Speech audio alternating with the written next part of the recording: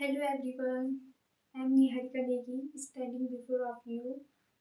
So this is my first YouTube channel and this is my first video.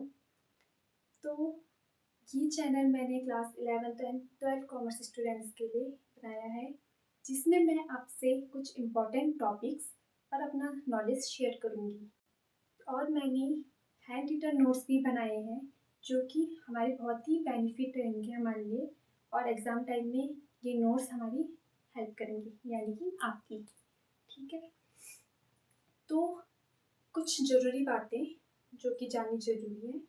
तो देखिए, जब हम class 11th में होते हैं तो हमारे पास अकाउंट्स का सिर्फ एक ही वॉल्यूम होता है, जिसमें हम सोल प्रोप्राइटरशिप के पॉइंट ऑफ व्यू से अकाउंट्स को पढ़ते हैं। सोल प्रोप्राइटरशिप का मतलब है एक सिंगल ओनर। जब हम क्लास 12th में जाते हैं तो हमारे पास अकाउंट्स की 3 वॉल्यूम बुक रहती है। पहली बुक है पार्टनरशिप। पार्टनरशिप में हम पार्टनर्स के पॉइंट ऑफ व्यू से अकाउंट्स को समझते हैं।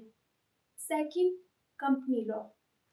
कंपनी लॉ में हम कंपनी के बारे में जानते हैं। थर्ड, हमारे पास है एनालिसिस ऑफ फाइनेंशियल स्टेटमेंट। तो इसमें हम कंपनी की बैलेंस शीट जानते हैं, कंपैरेटिव और common size statement, cash flow statement. ये सारे टॉपिक्स मैं आप सबसे शेयर करूँगी। So let's begin. Hello everyone, तो आज हम अकाउंटिंग के बारे में पढ़ेंगे कि अकाउंटिंग क्या होती है और इसे क्यों की जाती है। देखिए, अकाउंटिंग जानने से पहले हमें बिजनेस के बारे में जानना ज़रूरी है। आप सभी ने अपनी डे टू डे लाइफ में बिजनेस के बारे में सुना ही होगा, पर ये बिजनेस होता क्या है? तो business is an economic activity that provides buying and selling of goods and services for profit motive. यानी कि बिजनेस एक इकोनॉमिक एक्टिविटी है। इकोनॉमिक एक्टिविटी का मतलब है जिसमें हम प्रॉफिट मोटिव के लिए कोई काम करते हैं। ठीक है, तो बिजनेस में हम गुड्स बाइंग एंड सेलिंग करते हैं प्रॉफिट मोटिव के लिए। ठीक है, तो इसीलिए उसे इकोनॉमिक एक्टिविटी कहते हैं। तो accounting is a language of business के नाम से क्यों जानी जाती है? मैंने ऊपर लिखा हुआ है accounting is a language of business. तो ये क्यों कहा जाता है अकाउंटिंग को कि ये बिजनेस की भाषा है? क्योंकि बिजनेस में हमारा कितना प्रॉफिट हुआ है, कितना लॉस हुआ है, ये सब हम अकाउंटिंग के थ्रू ही जान सकते हैं। इसीलिए अकाउंटिंग का यूज़ किया जाता है बिजनेस में कितना प्रॉफिट हुआ है और कितना लॉस जानने के लिए। ठीक है, तो अब हम अकाउंटिंग की डेफिनेशन जानेंगे। तो accounting is a systematic process of identifying, measuring, recording, classifying, summarizing, analyzing, and interpreting and communicating the financial information to its users. तो अकाउंटिंग एक सिस्टमैटिक प्रोसेस है कि चीज़ की आइडेंटिफाई की, यानी कि जो भी ट्रांजेक्शन होगी, यानी कि जो भी लेन देन होंगे बिजनेस में, तो उनको आइडेंटिफाई करना है कि किस टाइप की है ये ट्रांजैक्शन, किस नेचर की है। उसके बाद हम उसी ट्रांजैक्शन को मेज़र करेंगे मनी के टर्म्स में, यानी कि वो ट्रांजैक्शन है तो पैसे से रिलेटेड है या नहीं है। इसीलिए हम उस ट्रांजैक्शन को मेज़र करेंगे मनी के टर्म्स में। उसके बाद हम ट्रांजैक्शन को रिकॉर्ड करेंगे जनरल में। अब ये जनरल मैं आपको आगे बताऊंगी कि ये क्या होता है, पर लेकिन जो भी ट्रांजैक्शन होती है बिजनेस में वो सबसे पहले जनरल में रिकॉर्ड की जाती है। उसके बाद हम क्लासीफाइंग करते हैं, यानी कि जो सेम टाइप की सेम नेचर की ट्रांजैक्शन होती है उसे हम एक ही जगह रिकॉर्ड करते हैं। जो भी ट्रांजैक्शन होगी उससे हम अलग अलग अकाउंट में ट्रांसफ़र करेंगे, यानी कि उन्हें लेज़र बनाएंगे। उनके जो सेम टाइप की सेम नेचर के जो भी ट्रांजैक्शन होंगे उससे हम एक ही अकाउंट में डालेंगे। ठीक है, उसके बाद समराइजिंग, यानी कि जो ट्रांजैक्शन है उसे हम समराइज़ करेंगे, उसके बारे में बताएंगे। ठीक है, तो समराइजिंग हम ट्रायल बैलेंस में करते हैं। ये सब चीज़ें मैं आपको आगे बताऊंगी, जनरल, लेज़र, ट्रायल बैलेंस, ठीक है, ये सब हम आगे पढ़ेंगे। उसके बाद हम ट्रांजेक्शन को एनालाइजिंग और and communicating the financial information to its users. जो भी रिज़ल्ट होगा, चाहे हमें प्रॉफिट हो, लॉस हो, ये सब हमें अपने यूज़र्स को बताना होगा। यूज़र यानी कि जो हमारी कंपनी में, बिजनेस में इंटरफेयर यानी करते हैं और जिन्हें हमारे प्रॉफिट और लॉस जानने की इच्छा होती है, ठीक है। यूज़र्स भी दो प्रकार के होते हैं, इंटरनल यूज़र और एक्सटर्नल यूज़र। ये मैं आपको आगे बताऊंगी, ठीक है। तो आप इन सब आइडेंटिफाइंग, मेजरिंग, इन सब को याद करने के लिए मैंने एक ट्रिक बनाई है। तो ट्रिक है 3 इडियट्स मूवी। ये सब आपने देखी होगी, अगर आपने नहीं देखी है तो प्लीज़ देखिए, ठीक है, क्योंकि ट्रिक है इसी मूवी से है। तो ट्रिक है, आई एम रेंचोटा झांझर शिमला आया चतुर। इसमें आई का मतलब है आइडेंटिफाइंग, जो मैंने आपको यहाँ ऊपर बताया। एम का मतलब है मेजरिंग, रेंचोटास का मतलब जिसमें आर है उसमें रिकॉर्डिंग, झांझर मतलब क्लासीफाइंग, शिमला मतलब समराइजिंग, आया मतलब एनालाइजिंग एंड इंटरप्रेटिंग, चतुर मतलब कम्युनिकेटिंग, ठीक है। तो इस ट्रिक से आप याद कर सकते हैं, ठीक है। उसके बाद आता है बुक कीपिंग। देखिए, अकाउंटिंग से पहले बुक कीपिंग की जाती थी। बुक कीपिंग नाम से पता चल रहा है कि जो भी ट्रांजेक्शन है वो एक बुक में की जाती थी, ठीक है।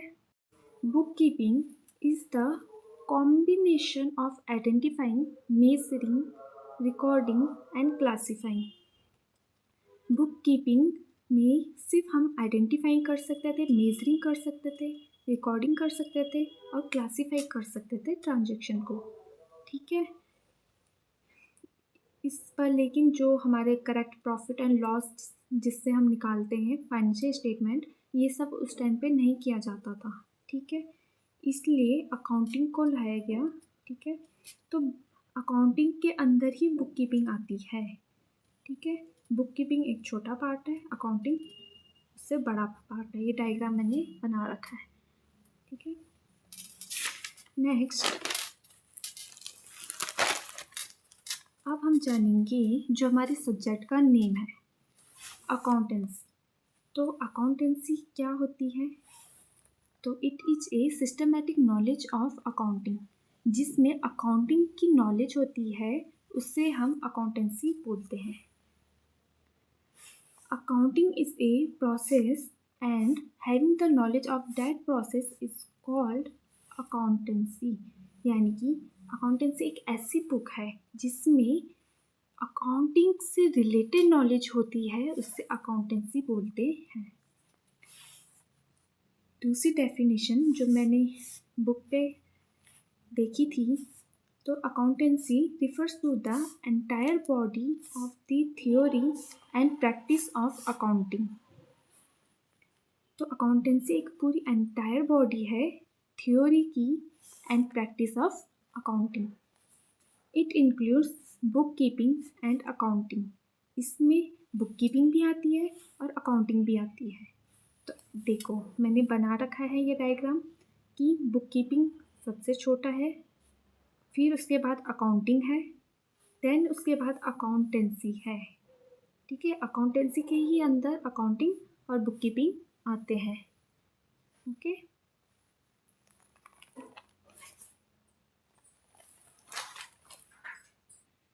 नेक्स्ट हम ऑब्जेक्टिव्स पढ़ेंगे।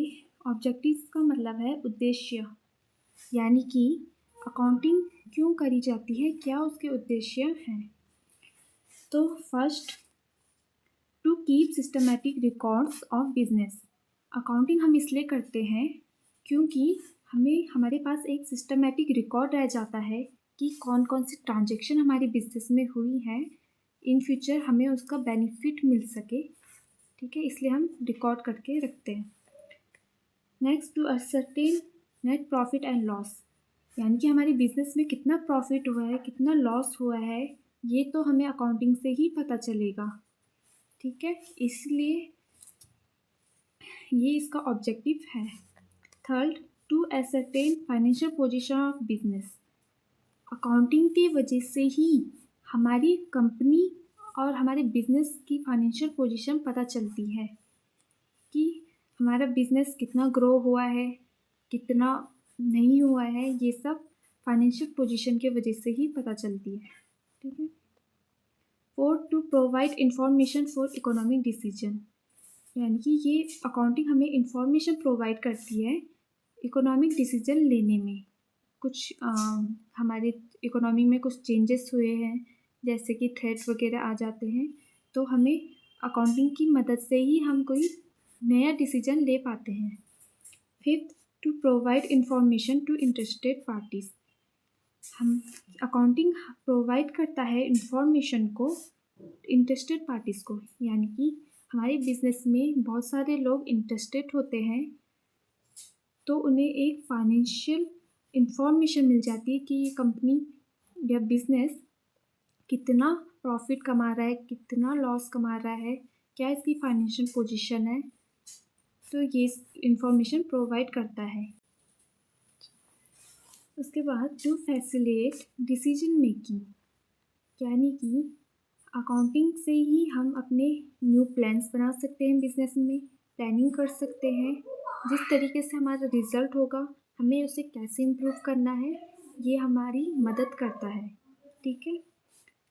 8, to communicate the financial result, यानी कि जो भी हमारे यूज़र्स हैं, इंटरनल और एक्सटर्नल यूज़र, जो हमारी बिजनेस में इंटरेस्टेड हैं, ठीक है, तो उन्हें हमें कम्युनिकेट करने में इजी होता है फाइनेंशियल रिज़ल्ट के थ्रू। ठीक है, यानी कि balance sheet.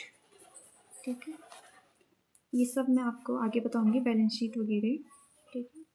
9th, protecting business assets, यानी कि अगर हम अपने बिजनेस के जो एसेट्स हैं उनको हम रिकॉर्ड करते हुए चलेंगे तो हमारा फ्यूचर में बेनिफिट रहेगा, यानी कि जब हम उन्हें सोल्ड करने जाएंगे तो हमें पता रहेगा कि इस एसेट की कितनी कीमत थी, कितनी कीमत है, तो हम उस हिसाब से सोल्ड करेंगे, है ना। अगर हमने रिकॉर्ड ही नहीं करा होगा अपने एसेट्स की वैल्यू, तो हम उससे कैसे सोल्ड कर पाएंगे, क्या पता हम उसे सस्ते में बेच दें, है ना। तो 10th, to prevent and detect errors and frauds, accounting help करता है कि एरर्स को डिटेक्ट करने में, पकड़ने में, क्या गलतियाँ हुई है, क्या फ्रॉड हुआ है, ये सब अकाउंटिंग के थ्रू ही किया जाता है। ठीक है, तो ये इसके ऑब्जेक्टिव्स थे। उसके बाद एडवांटेजेस ऑफ अकाउंटिंग, यानी कि अकाउंटिंग के क्या फ़ायदे हैं। Provide financial information about business, accounting हमारी हेल्प करता है फाइनेंशियल इंफॉर्मेशन को पहुंचाने में। Second, helps in management, accounting management में ही हेल्प करता है। वो कैसे, देखिए, हेल्पफुल इन प्लानिंग, यानी कि अगर हमारा रिज़ल्ट जैसा हमें चाहिए था वैसा नहीं आया तो हम उसके लिए और अच्छी सी प्लानिंग कर पाएंगे। ठीक है, अगर हमें पता ही नहीं होगा कि हमारा कैसे ये, और अगर हमें अपना फाइनेंशियल रिज़ल्ट ही नहीं पता चला कि हमारे बिजनेस ने कितना प्रॉफिट किया या कितना लॉस हुआ, तो हम प्लानिंग कर ही नहीं पाएंगे। ठीक है, तो अकाउंटिंग हमारी मदद करता है प्लानिंग करने में।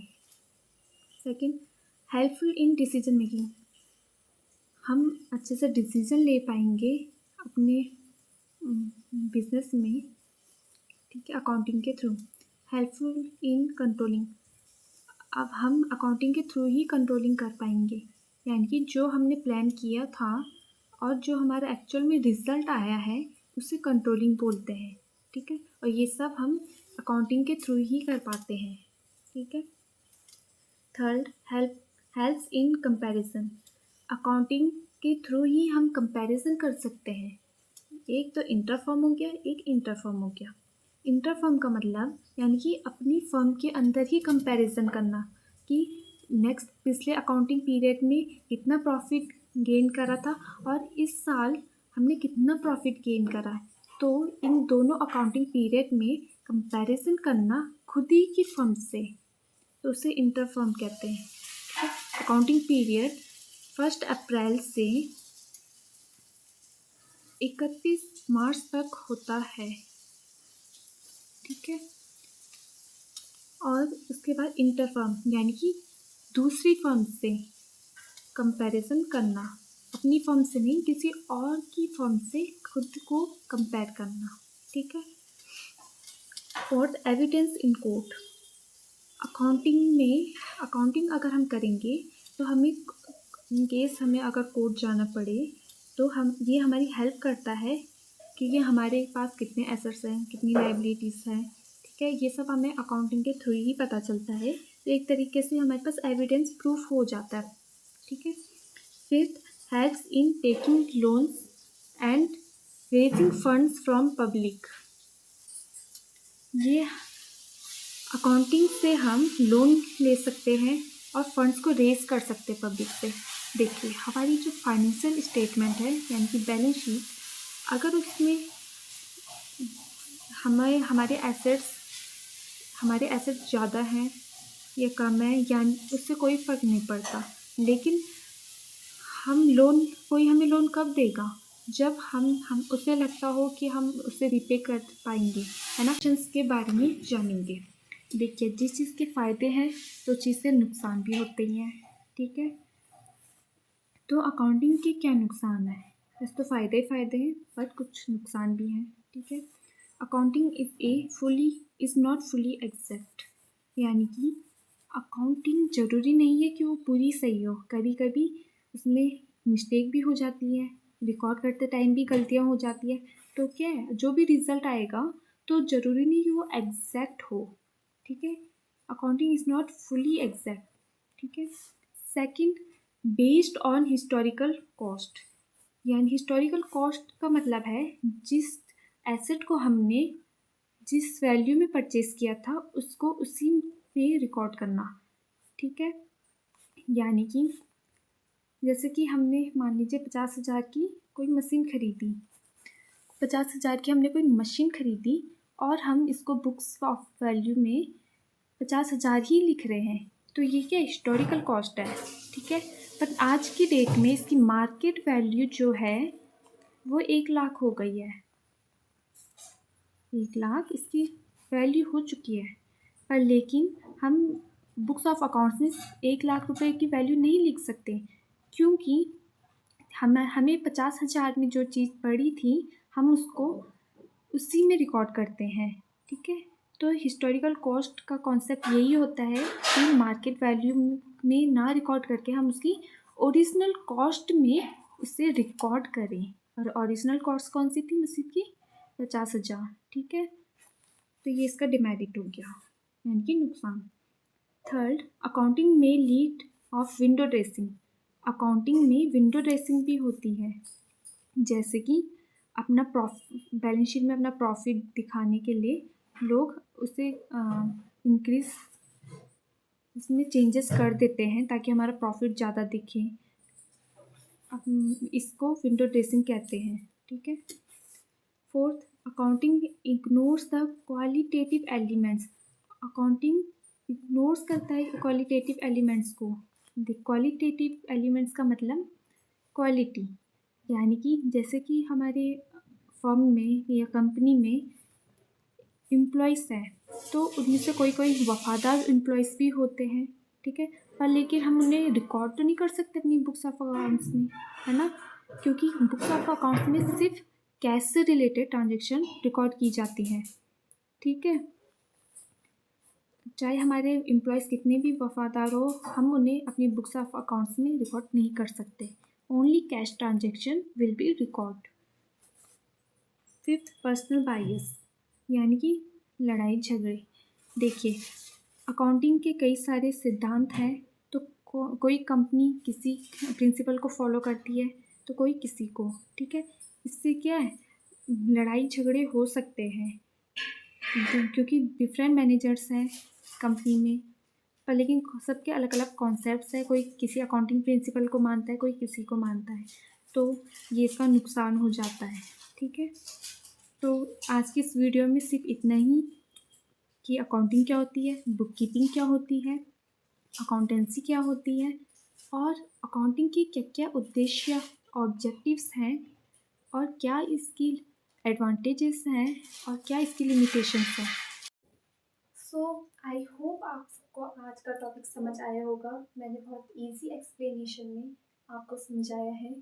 कोई भी डाउट हो तो आप कमेंट सेक्शन में पूछ सकते हैं, और इस चैनल को ज़्यादा से ज़्यादा लोगों के साथ शेयर करिए, लाइक करिए। Thank you.